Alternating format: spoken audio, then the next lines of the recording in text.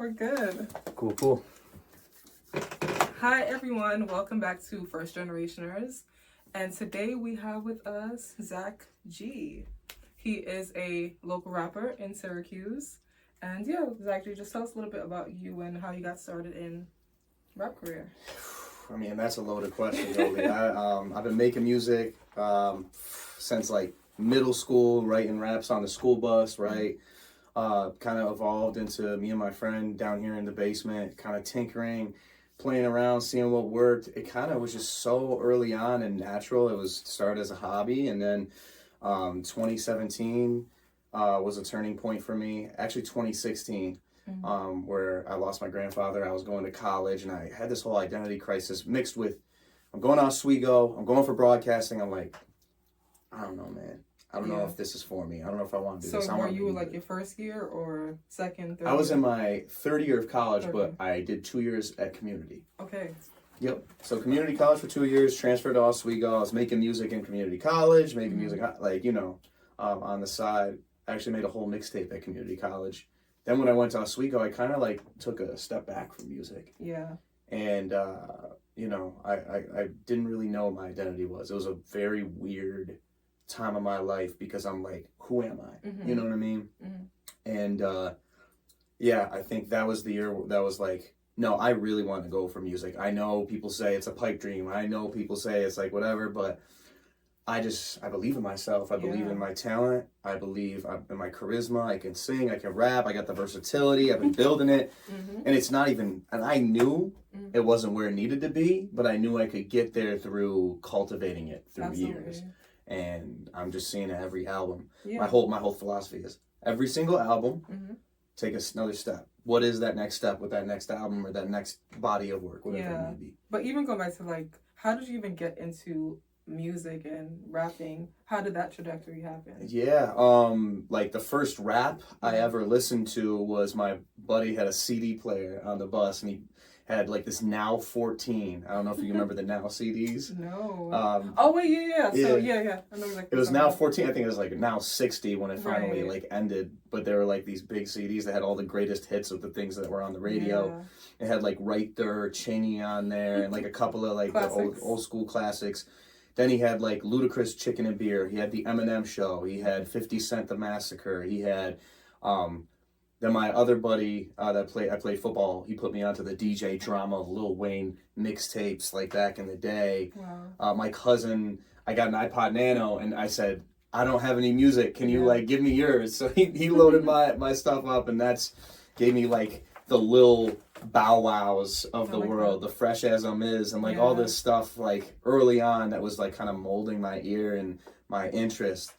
And I just all of a sudden I'm writing and like trying it out. And so how old were you then? Like preteens? I want to say middle school was when I that makes sense, started writing, but I think I don't know. I think that's really the birth of what?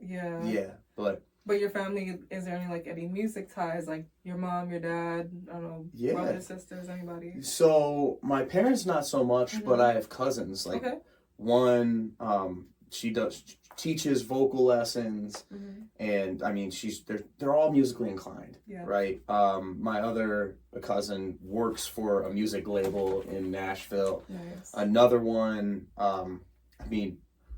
It's a small thing, but he did like a barbershop thing for like a Christmas album. Okay. Shout out Ricky. Cousin Ricky, man. And so, but they're all like they'd be like, I remember like family get-togethers like Thanksgiving. There's little moments where like music will come on, they'll be all singing. They all got great voices. My cousin Mike married this 90s singer. Oh, wow. Okay. So that's by marriage though. Yeah. So, but still around the family to some extent. Yes. Yeah. So there's all these pieces on my dad's side. Yeah.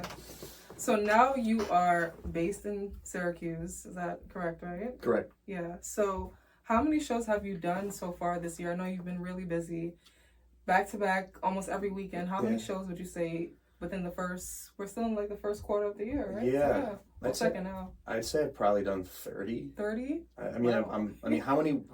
Maybe not that much. I mean, how many weekends have there been? Right. What is four times 6. Are we 6 now in? So 6. 24. There you go. Yep, Yeah. 12, 24. Okay. So maybe not 30. Maybe more like 20. Okay. Because, I mean, there's some I do double up on the weekend. There's some that there's like very few weekends I'm not active, I feel like, at this point.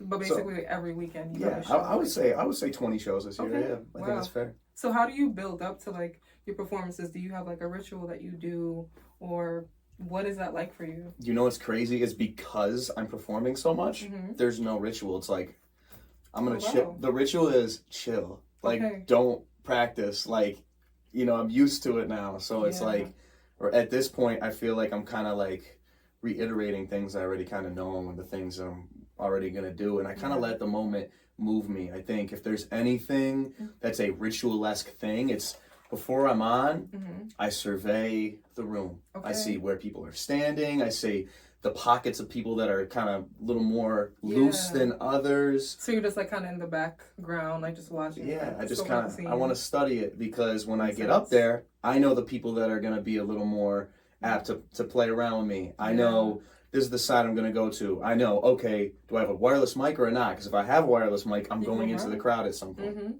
You know what I mean? So little things like that. Oh, I noticed this, for example, talk about surveying, right? I did a show in Rochester.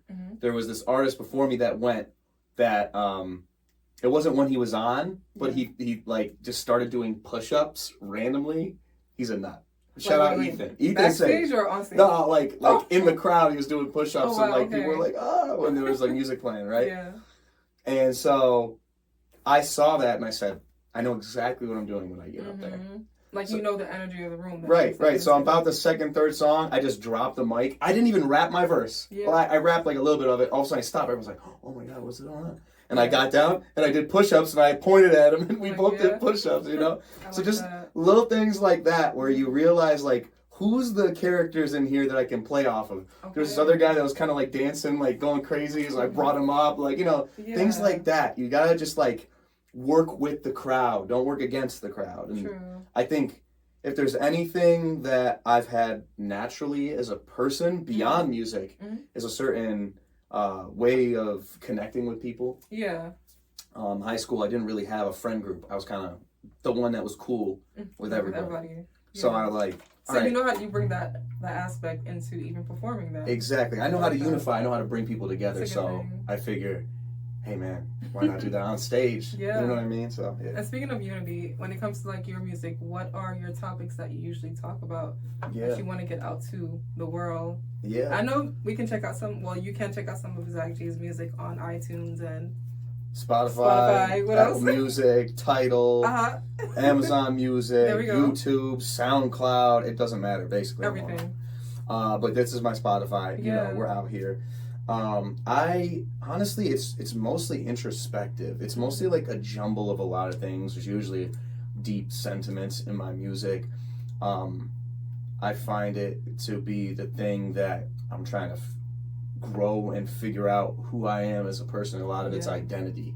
A lot of it's me figuring out who I'm supposed to be and where I'm supposed to be. And then a lot of them have been like self-confidence songs. Like I Got It is, the hook is, I know I got it like that. You know what I mean? It's like, no, like I really got this. You know what I mean? And I feel like when people hear that, they're like, okay, like they have that extra confidence, that extra boost within them. Exactly. I like that. So that and just being true to me and my roots. And, you know, I have songs about being Middle Eastern. I have songs about, you know, just your everyday stories of life. So just everyday struggles, just growing pains. Exactly. Yeah.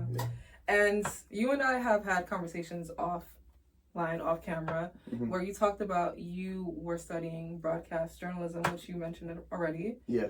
So what do you feel like you'll ever get back into that, or like there's aspects of it that you would still like to explore in some way, even though you are a rapper, but like would you ever want to get back into that? I think to an extent. I feel like it depends where and what I do. Yeah. Podcasting, maybe, right? Sure. Like you know, a man on the street interviews, maybe. Like that. And that is becoming more popular too. Exactly. I don't know if it's like the traditional sense. Yeah, like suit and tie, like show up to So the whole Awakening Theory, this album right here, There was an era that I was wearing the suit and tie. Lucid Dreams, like if you look at, that's my first album.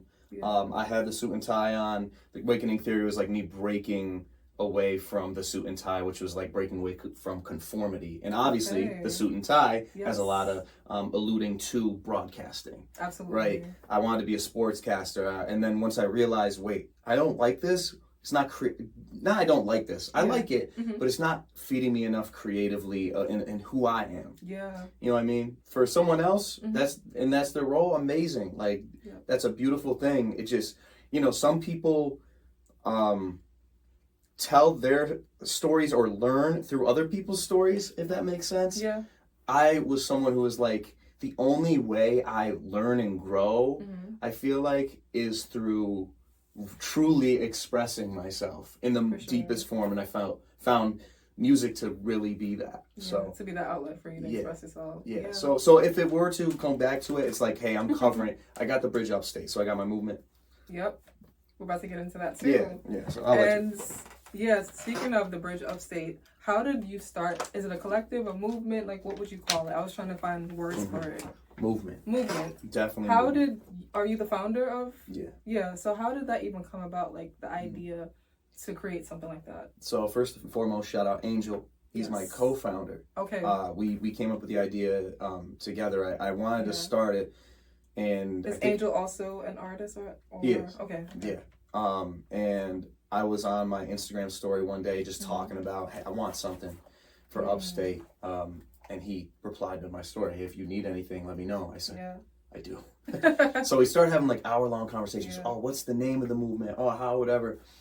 Ultimately, it came up to this idea of like the bridge upstate, bridging the gaps of upstate New York, connecting all of these cities, all of these artists, the world, and people outside of hip-hop to hip-hop. You know what I mean? All different types of cultures, and bridging New York City to upstate New York, showing them that we got something to say up here. It's not just the city making music. This was like, there's no real platform that champions the upstate New York hip-hop scene and music scene in general. I agree. I wanted to be that, and so that's the movement that we're slowly cultivating, building, along with the Zak G. So, And are there any upstate New York artists that you look up to or have looked up to? Yeah. Oh, I want to say for a specifically movement, Rich Vocals. He was out of Utica, New York, and he started this thing called the Loft TV, where he was doing a podcast every single week. This guy had someone on recording something. He probably was doing it more than just once a week, and backed them all up because he has like 100 episodes. He now moved down to Miami. He's doing the same thing, but he did ciphers. He did like events. He's bringing people together. Anthony Obas is another forefather before me, right? Tiff Dollars. There's so many names I have that like we're doing things to unify people, bring artists together, and me being, kind of soaking that in, and those guys all don't do it anymore. Anthony Obas does it in New York City. DJ Tiff Dollars, she's now working at Colgate University doing her own thing. So now it's like, for me, I'm like, there was a gap for you to fill. There's a gap for me to fill, and I'm like carrying the torch. They kind of laid the groundwork for me, so then I could continue the movement. As for artists, Mike O'Leary is my DJ. He's also was an artist a long time beforehand. He's turned out to be like my best friend. He's the one who I like throw all my music to, get his opinion on it. So I always looked up to him in that sense. And there's a lot of great artists out here. It's hard to like in the moment pick out other ones than that, but those right there, got a shot at them. For sure. And how many people are I should say artists are in the collective right now, the Bridge Upstate Collective movement? It's hard to say who's in it, because when we did the first event, the Upstate Cypher, we had was it 60 artists or 70? 60. That's a lot though. Yeah. And there were 14 cities represented. Wow. So those were just the people that popped out. Yeah. That's why I don't want to say collective. I want to say movement because it's collective almost is like we have these choice people. It's like a group. It's like a group. A movement is like, no, this is like whoever wants to be a part of this movement. Absolutely. If you have something to bring to the movement, you know what I mean? You can be a part of it. You don't get turned away. As long as, your bars can't be whack. Like you got to come in with some heat. Right. You know what I'm saying? But I mean, look, but at the end of the day too, Yeah. we want to help develop you. We want to help cultivate talent as well. Yep. It's not just about being the best artist. It's about if you truly love this. Because I remember like 3 years ago, I didn't really have this. That fire that you have now. Yeah, and put together, the sound wasn't what it is now, right? Yeah. I couldn't sing like I could, like even last year. I'm still finding my singing voice. So because I have the credibility and like of just developing myself, it's like, how can I also do that beyond? And so when I say movement it's an event. It's IG Lives. We're doing music reviews. Yeah. We've had to stop those because I just haven't had the time. You're busy. But every Tuesday we're bringing artists up where they're playing their unreleased music. I'm giving critiques, constructive criticism as to, hey, do this with this, try this out. Oh, that was fired. You need to release that ASAP. When you do the content, I can hear like this happening in the content. Like you should try to roll it out like this. Yeah. And those conversations are so healthy, and they don't happen in upstate New York. So I feel like our platform for that kind of movement. You know what I mean? Anybody can send an unreleased song. Yeah, you know it's a space for collaboration. Like and just learning, learning. Being open to learning is so important in anything, like any industry. So yeah. Now I want to get into, we've covered your music career, kinda ish, but I really want to get into what we came here for. First Generationerz, you are third generation Palestinian and Lebanese. Yes. Yep. So I really want to get back to like who Zak G is and like what makes you and the person that we see today. I love that. Yeah. So you had talked to me about, your mom being a part of some movements, and how has that inspired you, even what you see going on right now in Palestine? How has that inspired you? Yeah, so I think being a third gen Palestinian and Lebanese American, I feel like I've learned so much just by being it. Yeah. She was a part of peace protests and Syracuse Peace Council, working with Christians, Jews, Muslims, didn't matter who it was. Wow. All fully of them across the spectrum. Yeah, all of them for the same reason of peace. This Free Palestine movement is not new. It's not, people think, this just started October 7th, especially Gen Zers and things like that. Obviously, maybe if you're a millennial and things beyond that generation, you already understand, but I mean... Maybe you understand. Maybe you understand, but this has been going on for 76 years, I think we're at now. Yes. I think the anniversary just happened, so this is, it's been going on for a long time before we were even born, and I was grown into a rude awakening. Yeah. First and foremost, I want to say to anybody who lost their lives in 9/11, huge tragedy, that absolutely horrific moment in American history.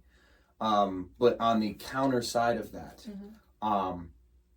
when I was going to school, that like my mom brought me out of school that day, and I remember her telling me, I'm in first grade, mind you. She's telling me, saying, don't tell anybody that you're Middle Eastern. Okay. Like, because they're gonna think you're this. Yeah. And that immediately, from an early age, I'm like, I'm not supposed to be. It's wrong being who you are. I'm supposed to. And it was confusing. Yeah, it was confusing because I go to church every Sunday, right? At a Middle Eastern church, I dance like cultural, whatever. And I don't think it was like, it was just out of fear because, that was so fresh in the news. And I remember growing up, thank God I had charisma. Because, like, I think kids were, like, joking around with me. Shout out to the Riz. You know what I mean? You know what I'm saying? So, like, kids would joke around and they would say, like, you're going to blow us up, like, terrorists, like. So these are for kids that these were kids that already knew your background? These are, like, kids that, and I'm like, ha. Yeah. It wasn't like, they're coming at me. Okay. But it was also, like. When you go home, you think about it, you're like, There's some sentiment here. There's some sentiment. It was, but it was usually my buddies kind of like joking around, like. I see. But also, just kids in high school can they just say things, no filter, especially boys palling around in high school. You know what I'm saying? So there was just a lot of that, but I didn't tell anybody. No one knew until like I want to say middle school, because Oh, wow. elementary school, I didn't say anything. I kept my mouth shut. I was Yeah. like, I always, like, early on, I was like, oh, I can't say this. Mm-hmm. Someone found out on the wow. bus, and she was like, hey, are you Middle Eastern? How did she like, even oh, find shit. out? How did she make the connection? Do you remember? I don't know. I Okay. don't know how, whatever, but she's like, I'm like, Wow. I'm like nervous. I go, yeah. Yeah. She goes, that's cool. Okay. I go, all right. oh, it is? Right. You know, I'm glad it is cool. And I knew it was cool, but I also was like, there was just a little bit of fear with that. Yeah, because you don't know what's going to happen after, what's going to follow. And then once middle school hits, now it's like, nah, I'm going to own this. Yeah. I like this. Reclaim your identity. I reclaim my identity, you know, things like that. But even being third gen, it's like, you know, there's still those little implications, like. It still affects you in some way. Yeah. So when you say third generation, do you feel like you're far removed, not far removed, but a little bit removed and more Americanized? Is For that sure. Yeah. For sure. I feel like it's such a weird spot to be in. I'm sure. Because I have more cultural understanding than the white side, but I'm like the white Arab. Okay. You know, so wow. like white passing, is that what you mean? White passing, but also like I don't speak Arabic like that. I know like the buzzwords, I know the foods, I know the numbers, I know I can't really speak in a full sentence. Yeah. You know what I'm saying? Does your mother or father, like either my either dad? Of them, your dad? Okay. My dad does, and he understands more than he speaks. But mom, no. No, not at all. Not at all. Wow. So your grandparents, they were majority born here, like all my grandparents were born here. It was great grandparents. Great grandparents, got it. Yep. Wow. And did you know your great grandparents, or they had? No. Were they living in Palestine or Lebanon at the time? They were. They came over at like younger ages, I want to say. Okay, so they pretty much got like Americanized over time. Mm-hmm. Yeah. Wow. They came here to work. They came here for opportunity. That's you know what I mean? Goes, yeah. That's it. It was like, oh, okay. That's Shout out Jiddu Murshid. He came over here. Wow. And I love the way you said that. I don't know what. Was that someone's name? Murshid. Okay. And Jiddu means grandfather. Oh, okay. But he came over here, and they were. I don't know what the story is fully, because you lose it. Yeah, the like full telephone. story. Like yeah. Telephone. Yeah. But what I heard was he changed his last name to George. Our last name used to be Masoud.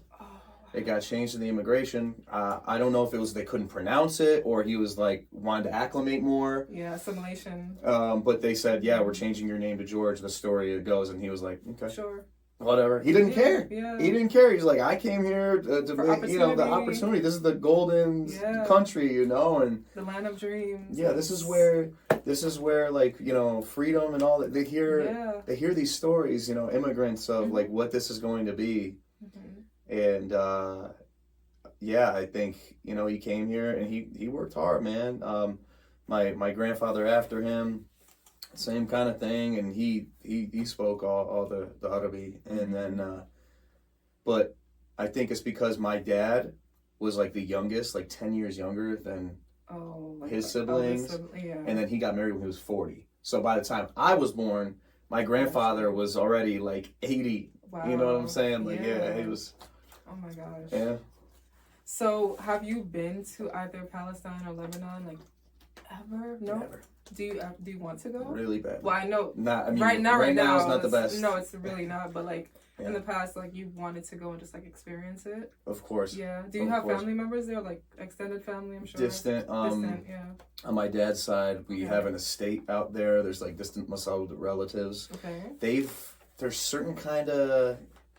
I don't want to say friction, but there's, I don't know if it's a miscommunication or they just need to communicate. Yeah. But there needs to be something that they're reestablished. It's like a disconnect between the American side and like. Something was said a while back, and it was like one moment that I'd have to ask. Absolutely, But on the other side, we have a distant relative that actually lives in Israel in a project that's trying to prove that Palestinians and Israelis can live together in harmony.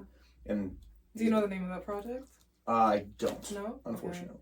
I've just added that in. See if we can do some research about it. Yeah, well, I'll research it after and give you some details. But and I see that you were in the kafia today. Yes, Am I pronouncing that correctly? Kafia, yeah. What does that symbolize for people who may not know? Yeah, I mean, this is Arab heritage, man. I mean, you know, this is what they wear out in the old country. You know, over the head, on the shoulders, whatever. I mean, this is as authentic as it gets. Yeah. You know what I mean? What is the symbolism of it? For me, it's like I just want to show that this is on my shoulders. Yes. Meaning that there's a positive light to this. No matter what is seen, you see me with this, you know that I care. I'm for, what I stand for, which is free Palestine, and always have since, you know, I was born. Always free Palestine. And you know, just knowing my roots and respecting my where I came from. You know what I mean? And have you gotten any reactions from people who see you wearing it? Like negative, positive, indifferent? When I first started wearing it, I was very scared. Yeah. Especially because it was like, well, I started wearing it more frequent because I've worn it throughout my life in certain spots, and especially with the Middle Eastern Culture Festival, we wear all the attire. But when I started doing it a little more in like protest. I'm the artist, you know, like I don't want just, it's almost like my silent protest, right? Even if I don't say it, I'm wearing it. Exactly. But when I'm first doing it, I was going to the protests in Syracuse for it. I was a little bit scared because I'm like, yo, someone sees this, they don't know me, they're, you know, they have a certain feeling of whatever. There's a lot of high tension, and when you wear something like this, or you have the hijab on, or whatever it may be, it's just the world's looking at that with very different type of eyes right now. It's so interesting how like a piece of clothing can like make someone think something of you or create stereotypes about you, and like I think it's really interesting. But I love that you wear it and like you're showing their solidarity. You're showing that you're standing for something like free Palestine. I think all the more reason that I need to wear it. And like, you can't let the fear of judgment and of, even if someone's going to pull a fast one on you, whatever, you know what I mean? I'm wearing this for a reason. Hopefully it sparks the right conversation, the right dialogue. Even if they disagree, it's like, okay, well, talk to me. Why? Like, what have you been seeing? You know what I mean? Because at this point, I feel like there's no excuse, you know, with everything that's going on. So, yeah. Do you feel like in your music you talk about Palestine and like liberation? Is that like something that you present to the world? So there's a couple songs, I think, in the beginning, especially in these For the G songs. First song, I like Mediterranean Brothers? Mediterranean Brothers is the fourth song. So the intro track, I mean, I allude to it just by saying, pray for Palestine, you know, just like K-vocals. Boom. One moment in there to eluding that it's going to, like, we're going to be talking about it. Mediterranean Brothers is like, now we're peeling back the layers a little bit more. I'm saying brown with an asterisk, and like, you know, we're planting the olive tree and things like that. Like, why are you still here? Out in the Mediterranean, you know what headed for stadiums. Funny we started as God. Like, why are you still here? Out in the Mediterranean, you know what headed for stadiums. Funny we started as God.